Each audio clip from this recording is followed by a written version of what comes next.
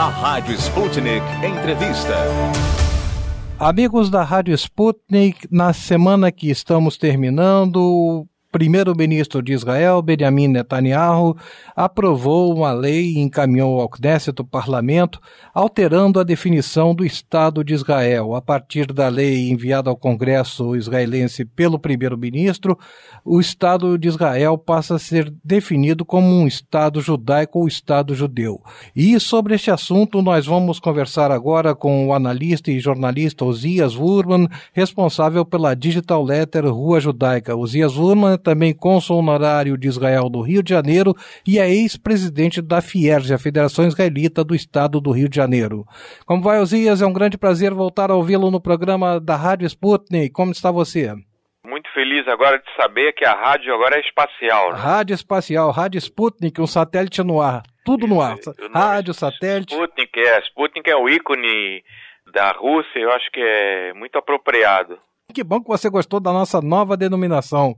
Denominação essa que está no ar desde o dia 10 de novembro. Meu caro Ozias Wurman, como é que você vê esta iniciativa do primeiro-ministro de Israel, Benjamin Netanyahu, de alterar a definição constitucional do Estado de Israel e como esta decisão, como este projeto está repercutindo entre o governo, a política israelense e a sociedade israelense? Meu caro amigo, essa denominação de Estado judeu, ela não é de hoje. A origem dela, na política moderna, digamos assim, do século anterior, ela vem de 1895, quando o jornalista austríaco judeu Theodor Herzl, o pai político do sionismo atual, ele escreveu na França o livro L'État juif, o Estado judeu. Então já vinha com esse título o projeto original de Theodor Herzl para um Estado judeu, como significando um retorno dos judeus, depois de 2000 anos de diáspora, à sua pátria original, sua pátria natal em Israel.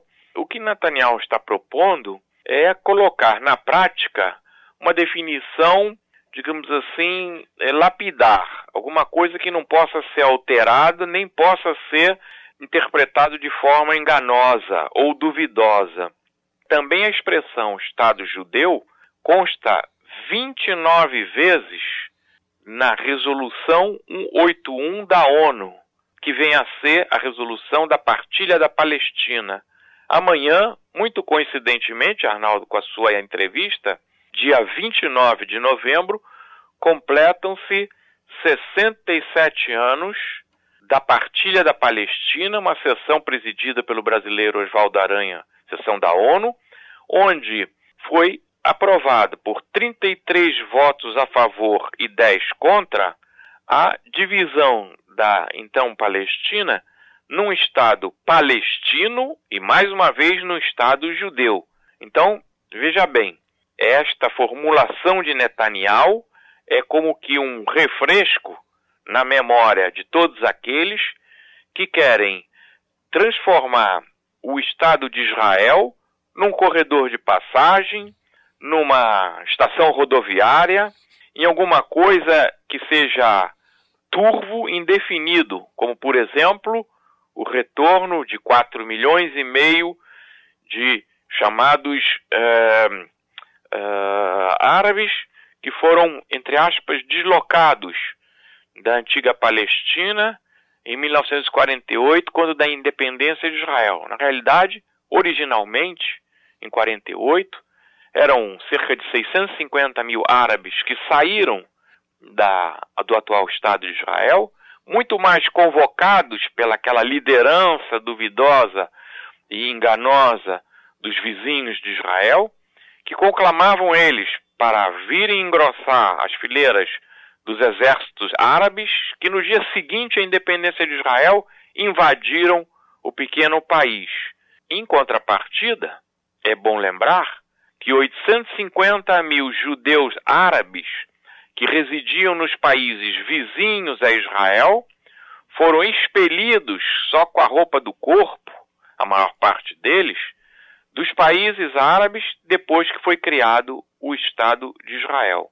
Então, o que Netanyahu está fazendo nesse momento é consignar de forma lapidar que o Estado de Israel é o depositário da tradição judaica, democrático sim, porque é aberto para israelenses, e aí não só judeus, mas vale lembrar que 20% da população hoje do Estado de Israel é composta de árabes palestinos e também denominações como israelenses de religião cristã e drusos e 70 origens diferentes, beduínos e etíopes que foram trazidos da África para Israel.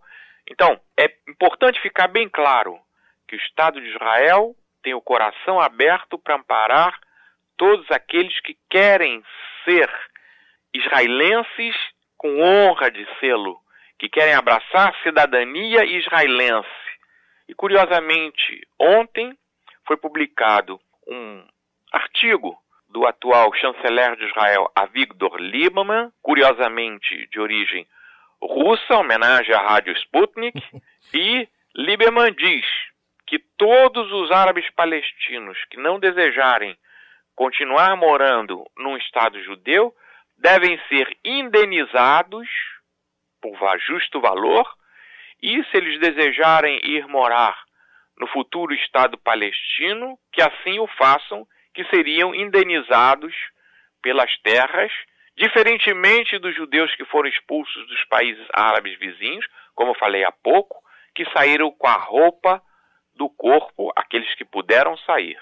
Isso que você está afirmando, Osias, me reforça a impressão de que Israel e Rússia têm os seus noticiários distorcidos, não correspondendo à realidade dos fatos, e o Lieberman, que você cita, Avigdor Lieberman, é apontado pela mídia ocidental como uma personalidade belicosa, uma personalidade que prega uma postura agressiva por parte de Israel em relação aos palestinos. E você cita essa disposição dele de reconhecer o trabalho dos palestinos e indenizá-los pelos proveitos que trouxeram para Israel. É verdade. Tanto Israel como a Rússia e também a China, digamos assim, são permanentes no noticiário. Certa vez eu ouvi de um grande analista internacional que dizia o seguinte: 10 anos atrás você já pegava o New York Times, que é considerado o jornal padrão mundial, e você folheava 10 anos atrás as páginas do New York Times, você não encontrava uma menção ao governo chinês, alguma coisa que estivesse acontecendo na China. E já naquela época, pelo menos umas 50 vezes em cada edição do New York Times, tinha a palavra ou judeu ou Israel. Nem que fosse no obituário, mas não passava um dia sem tê-lo. E ainda a propósito desse noticiário distorcido, falou-se que esta iniciativa do primeiro-ministro de Israel teria gerado um desconforto e uma dissensão dentro do governo, inclusive com possível discussões com o presidente Reuven Rivlin.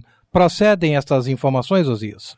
Veja só, como a única real democracia no Oriente Médio, em Israel existe um forte debate interno sobre qualquer questão. Por exemplo, se alguém anunciar que vai trocar a cor do ônibus que circula na cidade de Tel Aviv, isso também é motivo para um debate nacional. E, logicamente, no momento em que o primeiro-ministro quer adicionar às leis do país o caráter de Estado judaico como uma denominação, é lógico que o presidente, embora esteja uma figura só, representativa e não executiva, Reuven Rivlin, que faz parte do mesmo partido do Bibi Netanyahu, que é o Likud, tem o direito dele de se manifestar.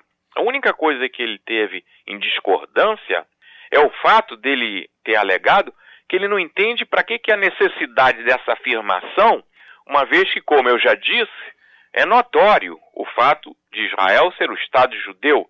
A preocupação de Rivlin é sobre o aspecto democrático, ou seja, qualquer coisa que você coloque numa legislação de um país que não seja regulamentada de forma adequada, pode trazer injustiças. E não é esse o objetivo nem de Rivlin, assim como o de Shimon Peres, que também fez as suas observações, esse lendário ícone do sionismo mundial, e Bibi Netanyahu já se expressou por mais de uma vez no sentido de que o aspecto democrático é o gênesis dessa legislação, é o início de tudo, é o aspecto democrático. Por isso mesmo é que Israel não quer ser engolida por uma avalanche de 4,5 milhões de refugiados, ditos refugiados palestinos, que na realidade os originais eram 650 mil, esses já são filhos, netos e bisnetos dos originais, que foram mantidos como refugiados nos países árabes, porque não lhes foi permitido a integração nacional. No Líbano, eles estão até hoje em campos de refugiados, não podem adquirir propriedades, não podem se integrar à sociedade maior, porque essa é uma característica da absorção deles no Líbano, a mesma coisa na Síria, na Jordânia e em outros países onde existem refugiados palestinos. Meu caro Osias Wurman, eu quero lhe agradecer imensamente por mais esta entrevista concedida ao programa da Rádio Sputnik. Eu que agradeço. E na próxima semana, se você dispuser de tempo, eu gostaria de voltar a conversar com você para nós falarmos sobre as ameaças representadas pelo Estado Islâmico e, inclusive, se Israel tem motivos para se preocupar com esta organização terrorista, a meu ver, a primeira organização terrorista que tem a pretensão, a ambição de se constituir em Estado. Antes da semana que vem, falando hoje mesmo, véspera de fim de semana, depois do Thanksgiving americano, não só Israel nem a Rússia só a Rússia deve se preocupar com o Estado Islâmico, mas também os Estados Unidos e principalmente nós aqui brasileiros, depois de tudo que foi revelado em relação à Tríplice Fronteira, as manifestações aqui do submundo, misturados com outros movimentos. Então isso é uma coisa para um novo programa. Mas eu quero te agradecer muito. Nós é que te agradecemos, Osias. Estamos aí sempre que precisar. Shabbat Shalom, e como você lembrou muito bem, sábado, 29 de novembro, 67 anos da criação formal do Estado de Israel. E uma homenagem ao nosso brasileiro ex-chanceler Oswaldo Aranha, que presidiu a sessão da ONU. Exatamente. E que haja paz no Oriente Médio, que haja paz em todo o mundo. Caro Osias, Shabbat Shalom, muito obrigado. Até uma próxima oportunidade. Umevorach. Tchau. Conversamos com o jornalista e analista político Osias Wurman sobre a nova definição do Estado de Israel como Estado judaico e a sua repercussão junto à política e à sociedade israelense.